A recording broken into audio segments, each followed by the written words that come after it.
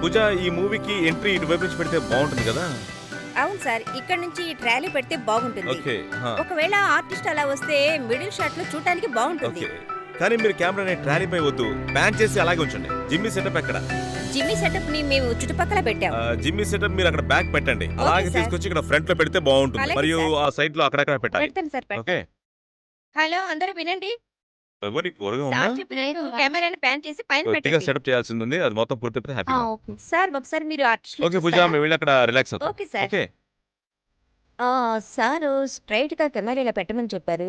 ఆర్టిస్టులు వస్తే చూడటానికి బాగుంటుందన్నారు.